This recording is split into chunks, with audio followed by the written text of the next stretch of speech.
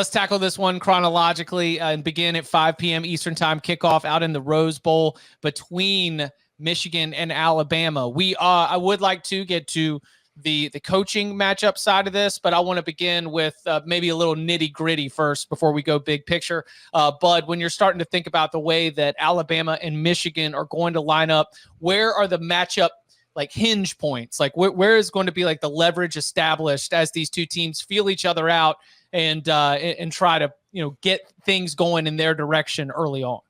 So I think if you look at Michigan's defense, I would expect them to try to copy at least somewhat the Georgia plan, which I thought was pretty effective against Alabama for the most part. Alabama scored more points than they probably earned, I guess you could say. Like Bama had 28 or something like that, 27, and they only had 306 yards on the day. That was keeping Jalen Milroe in the pocket a lot, trying to limit the design run game stuff, and then let your corners handle the Alabama receivers. That's my guess as to what they'll do as well. Probably some delayed blitzes and whatnot to come after Milroe. But to me, if you're going to play that way, you need Will Johnson to hold up against Jermaine Burton, right? You need Michigan's other corners to hold up against Isaiah Bond, who has gotten better throughout the year. If Michigan's going to win this game, they probably need Milroe to cough it up once or twice, I think. And he definitely made decisions in that Alabama game that were turnover-worthy decisions that did not result in turnovers. So Michigan's going to have to make those decisions actually become turnovers.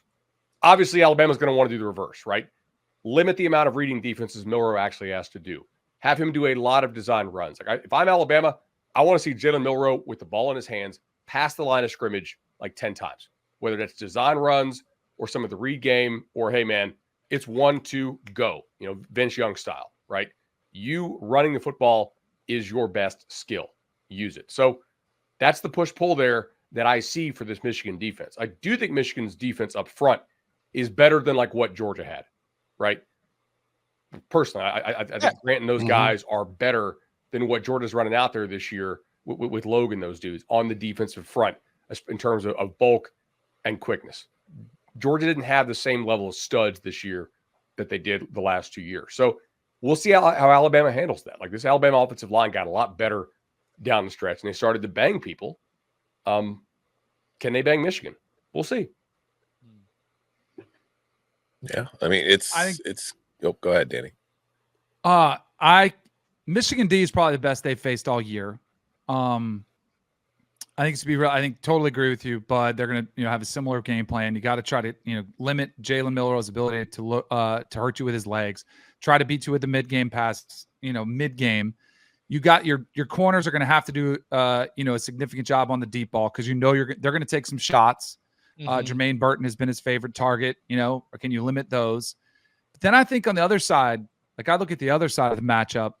And can Michigan run the football against Bama? Like, I think that's Nick Saban's got to be challenging his defensive front seven, saying, these guys want to run it. You guys cannot let them do that.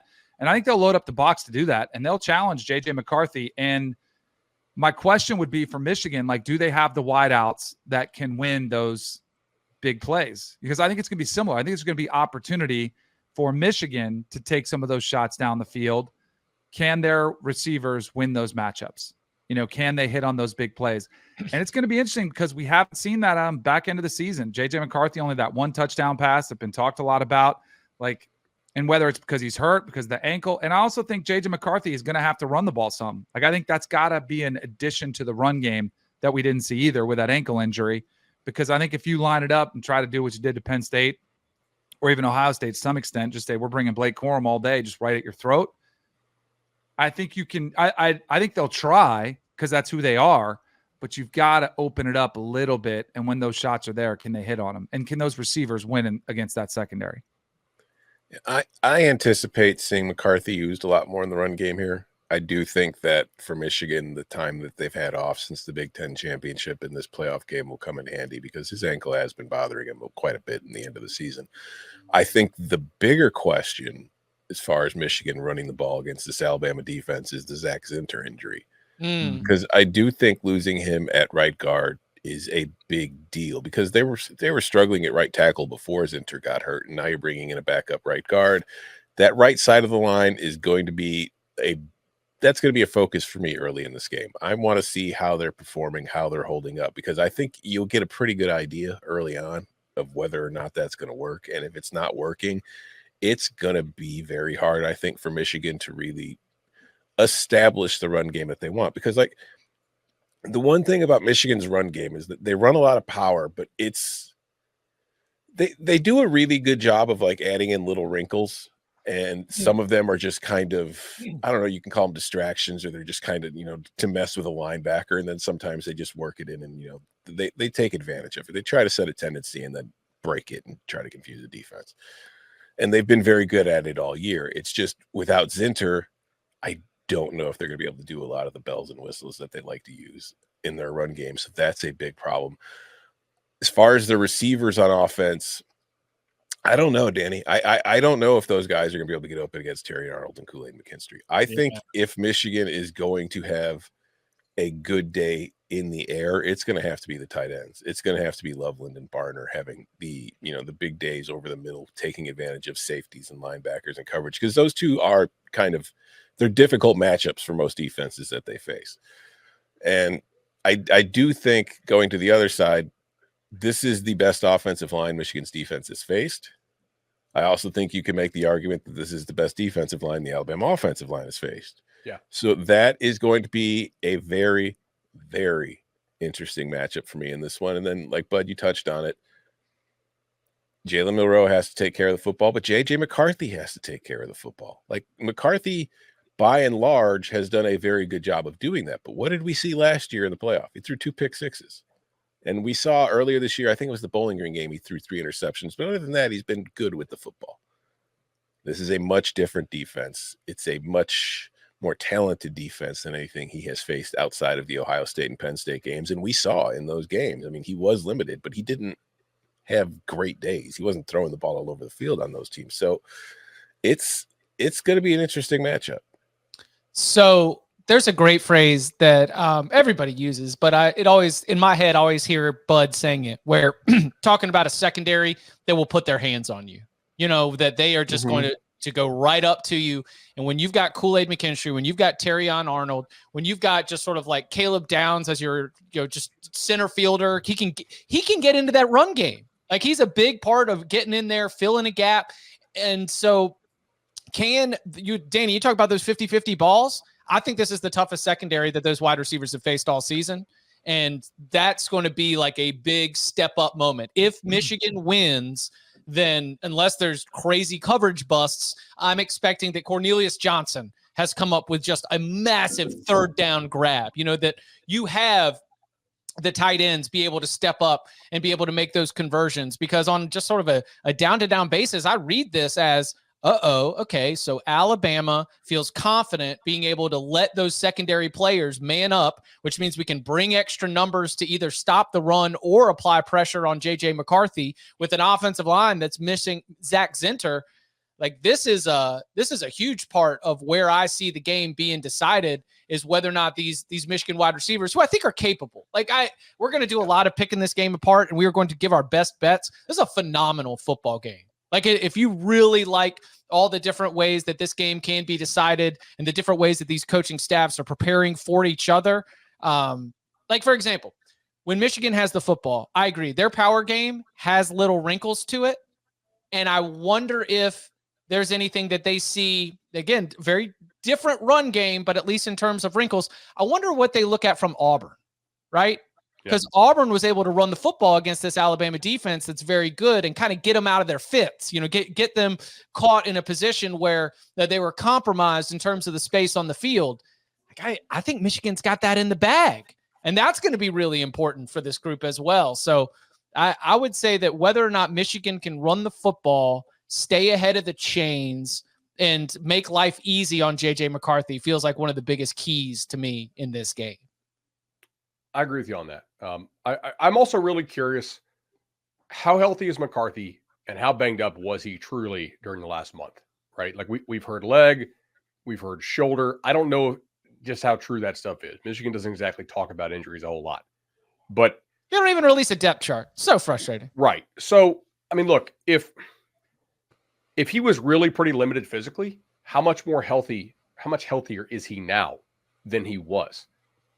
I do think Michigan needs McCarthy to be the superior quarterback in this game if it wants to win the football game, right? Like, Bama can get by with 150 passing yards from Jalen Milroe if he runs for 70 and the backs go for like 80, and they win a game like 20-17.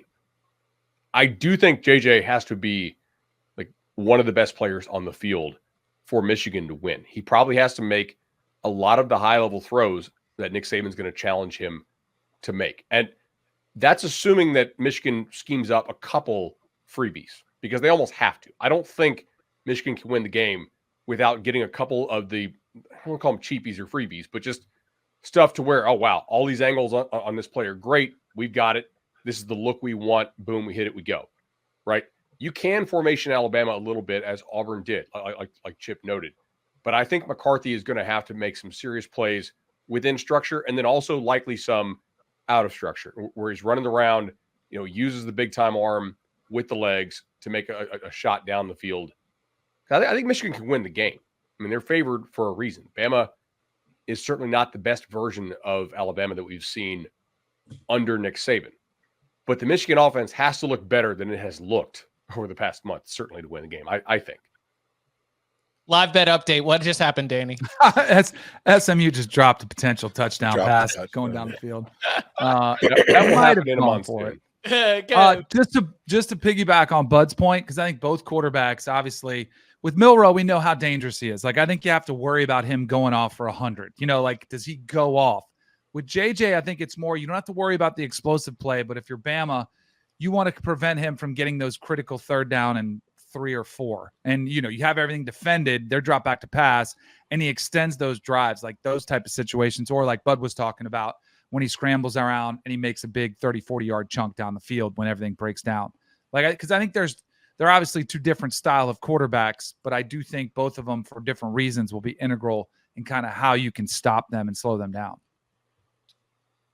Let's go to the sidelines. Nick Saban has how many losses in a game of significance in the BCS college football playoff era with 1 month to prepare? 1. BCS national. Yeah, it was the Ohio State in 2014. BCS national championship games, win. College football playoff era, that first semifinal loss. Every other college football playoff semifinal that Alabama has appeared in under Nick Saban. I mean, that is going to be a commonly, referenced point, but that's real, right? That's not just that's not just, oh, Alabama has better players than a lot of people. Everyone says like Alabama, Nick Saban is beating his assistants. Yeah, well, he's also beaten everybody else. He's got a great record against everybody. Is there something inherently, especially going up against Jim Harbaugh, who has not won a bowl game since 2015 and is on a 0-6 run in the postseason that is not just 0-6 straight up, but also 0-6 against the spread? Do those matter? Does Alabama have a significant coaching advantage in this matchup? No. I mean, I know the record with the month to prepare, but how many times has Nick just had the vastly superior team in all those games? I'm asking. It's going to be thrown out a lot. It's going to be a graphic on the screen. So let's unpack it. It's like you mentioned. Are they favored in all those? Probably, yeah. And it's like you mentioned his record against his assistants. In those, he killed all his assistants until he ran into one of his assistants with a better team than his. So it's like, I don't buy any of that stuff for anything. Maybe there's a tiny advantage, but it's not like Michigan's coaching staff's stupid and they don't know how to prepare a football team for a game. So I don't put any stock in that. What I want to know, you guys saw the picture, Harbaugh, Saban, and Mickey Mouse. Yeah. Harbaugh's got his arm around Mickey. Nick's standing there. Nick won't even touch Mickey. After all Mickey did for Nick Saban this year, he wouldn't even put his hand on his shoulder. Disgusting. He wants to stay away from the rat poison, and that includes mouse poison. And so we're just not touching Mickey. No hands on the mouse. Don't take the cheese. Everything Mickey Mouse did for Alabama this year, he won't touch him. Danny, what do you think? Coaching advantage? I mean, has Tommy Rees been in this position?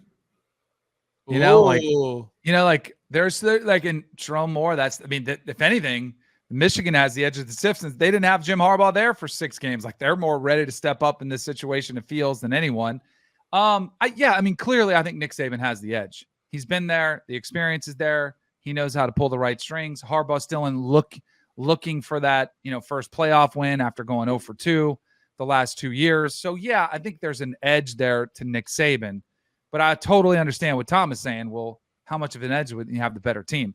I do think that edge has been minimized because, clearly this is like one of the teams that Alabama's had that has had more question marks than any, which Nick Saban would even tell you why it's been so enjoyable to see this team rise to the occasion, and have these wins. I still, you guys call me crazy. Maybe I'm being stubborn. I still think they're a little overrated.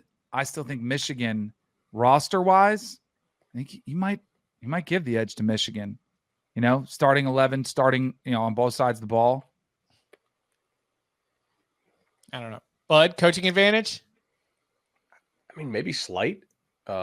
Just in the college game, Saban has definitely been better than Harbaugh has, I think, overall. Now, Harbaugh has taken on bigger challenges like the Stanford thing, and he obviously resurrected Michigan, but Saban resurrected Alabama. Yeah, he's coached in that, so I don't think he's right. intimidated. Yeah, that isn't what he's doing. In the NFL, Harbaugh smokes Saban. It's not even close. Well, you could also go again, and this isn't like denigrating. Nick Saban is the greatest college football coach of all time. I am not. But Nick Saban at Michigan State compared to Jim Harbaugh at Stanford. This is really good stuff. We need to click this. Right. Is Jim Harbaugh, does he actually have a coaching advantage on Nick Saban? Here are the stats. People are asking, reaction shot for the thumbnail.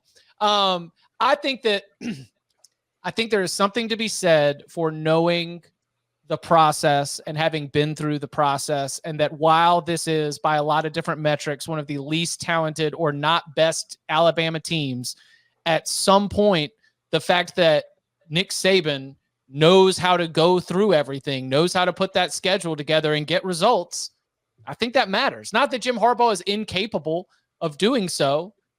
I just think that in a results business, Nick Saban has more results in the postseason, even in recent years. And so I do give an advantage. I also think that within the conversation of this being one of Nick Saban's best coaching jobs is his willingness to, let things unfold over the course of a season. Bud, you mentioned the offensive line. That offensive line got a lot better throughout the year. Tommy Rees, I think, got a lot more comfortable with how to put together a game plan and how to call a game for Jalen Milroe to help set him up. He had really good counters by the time we got down to some of those games of significance by the end of the season. Even if it's Nick Saban, we're like, all right, he's going to have a new starting quarterback after losing the number 1 overall pick. He's going to have a new offensive coordinator, new defensive coordinator. You're going to be like, well, yeah, it's probably a step back year. They're probably not going to be in the playoff. And it was the exact opposite. I think that Nick Saban, his flexibility is something that is for somebody who's so rigid and still eats oatmeal cream pies all the time. I think his flexibility across the season and in a game is a great strength, and his adjustments are fantastic. Not just the records, but I think that Alabama does have a coaching edge in this game.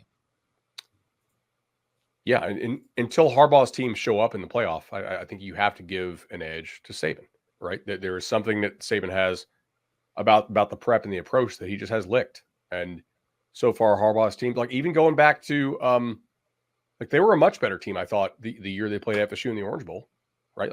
Back when people used to care about bowl games, and they looked pretty unprepared for that one. So, I don't know, maybe they're going to change up their approach this year. I've heard some stuff about that, how they're going to be a little more loose with it. But again, who knows? Both these teams, I think, are really good teams. I don't think we have a super dominant team this year in college football, and thus I feel like we have more uncertainty in these matchups for the playoff. Nobody really feels inevitable at this point, right? Do they? I don't know. Maybe I'm missing it. Maybe Bama's just that damn good.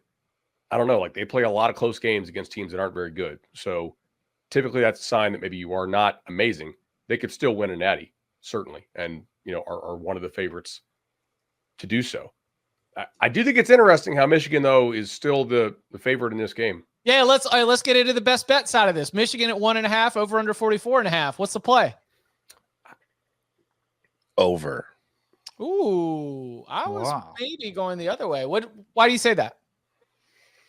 Because there's going to be points scored, Chip. They're going to score a lot of points, and the points will be scored. I mean, 24-21 gets you there, so it's not. Yeah, it's not like this has to be a high-scoring game. Yeah, I think that this is. I mean, I will say I don't feel great about anything in this game, but of the two semis, I feel like this one has the highest blowout potential. It's just it could be either team blowing the other one out. Like I think a lot of people think Alabama can blow out Michigan. I don't think nearly as many realize this Michigan team is capable of blowing out Alabama too. It could go either way. So that's because of that. It's hard for me to really like anything because I also think if it's a blowout, it could be like a 37-7 kind of game. So I don't know. I lean under. Or sorry, go ahead, Danny. No, go ahead. I lean under. I don't think there's like big edges in this one for me. I mean, I'm in a pick and pool with a buddy of mine, and he's very confident on Alabama, and I don't really have an edge on the side. I was like, all right, cool. We'll roll with Alabama here. Like that's fine. So like that's how not convicted I am in betting a side on this game. I really, we're doing really well in the pool, and it will matter, but it's not one of the games I feel like I have an edge on. So I'm not going to pretend that I do. There's like so many X factors here that could swing the game one way or another. I agree on Tom's point about the blowout though, because I don't really feel like either team is particularly equipped to come from behind, right? Like drop back, no play action type thing. Pass pro is definitely a weakness for both teams compared to the run game. So, yeah. Bama did come back versus Tennessee. What was it 20-3, 21-3 half? It was a weird score. Jordan, what was it?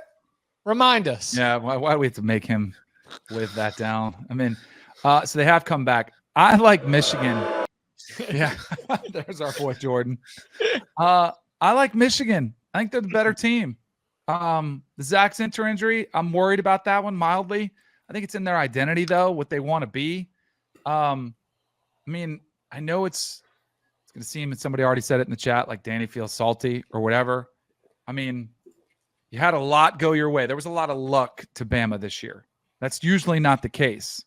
Whether it was a 4th down conversion that doesn't get reviewed and they get it to extend, put points on the board versus Georgia, whether it's a 4th and 31, whether it's coming back against Tennessee, which that's not luck, that's coming back. But they also were in a dogfight with South Florida. They did lose to Texas by double digits. I think we're all kind of caught up in what happened against Georgia. And I'm going to go by with the majority of what I saw this season. And then you flip the script and look at Michigan, even dealing with all the distractions, even dealing without Harbaugh for 6 games, even with dealing with injuries to J.J. McCarthy, they still pretty much ran through their schedule pretty convincingly. Like there weren't a lot of close games. I think it's because they're really good. Give me Alabama and give me the under. I could see this being a game where the clock runs a lot. Well, I think that, Nick Saban and Jim Harbaugh, if neither one's hand is forced by the scoreboard to really press, I would be surprised if we see a lot of tempo in this game. And I have so much respect for both of these defenses that I'm I'm kind of with you here on like it's not like a huge edge because I've got to really stretch to pull together scores that I think are realistic that are going to end up getting us there. But 24-17 does. It's a sweat. It's a really big sweat. But I think that's the kind of game that we're talking about right here. And I think that Michigan might have a better potential. I think we've got a higher percentage chance of Michigan blowout of Alabama than Alabama blowout of Michigan. I think that Alabama has games in college football playoff semifinals that feel like blowouts and the score is 24-6. They did it to Michigan State.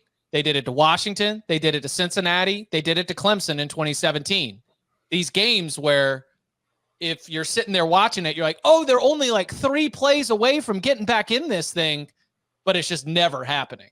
And so in terms of a blowout by number, I could see a Michigan, huge win on the scoreboard more than I could see an Alabama huge win, because even the Alabama blowout, which is an under, is probably one that doesn't have a a massive like 28-point deficit. It's probably one where they establish the advantage, realize they're going to get out with the win, and just kind of ride that defense the rest of the way.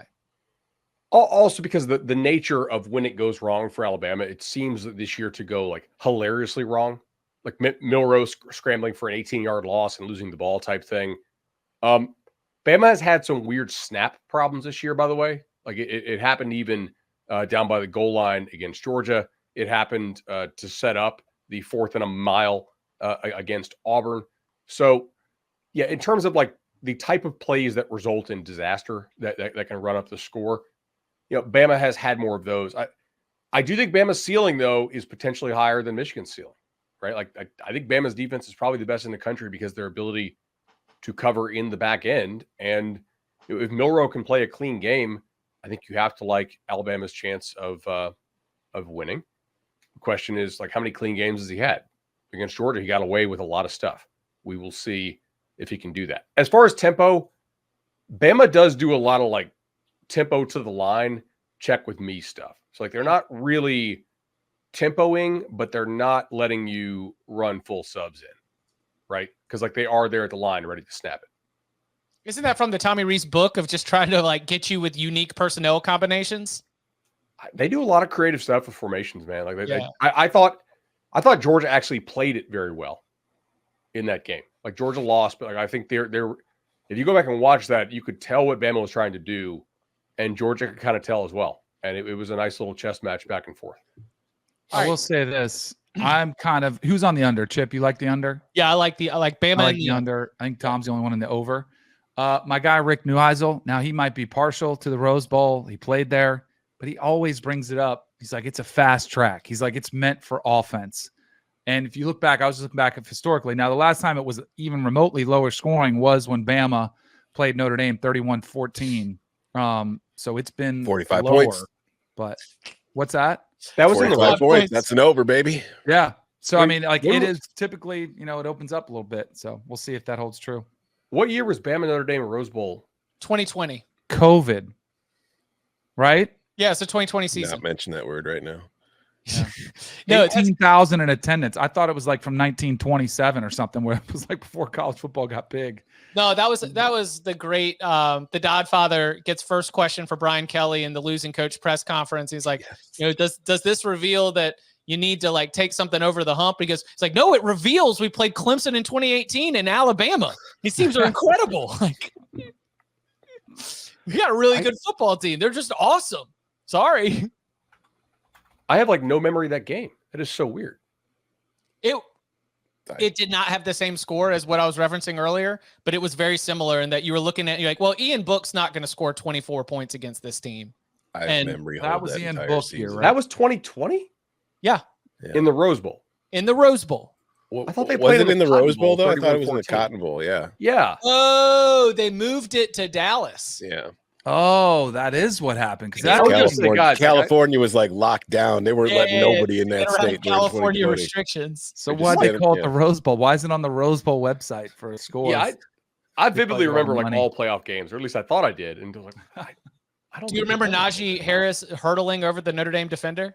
Yes, in the Cotton Bowl. Like yeah. It was the Rose Bowl in the Cotton Bowl. It was the Rose Bowl. Then it's almost like all these games are in the 50s. If you take that, like that one's not there, then maybe there is something to it. That's what I'm saying. Fast track.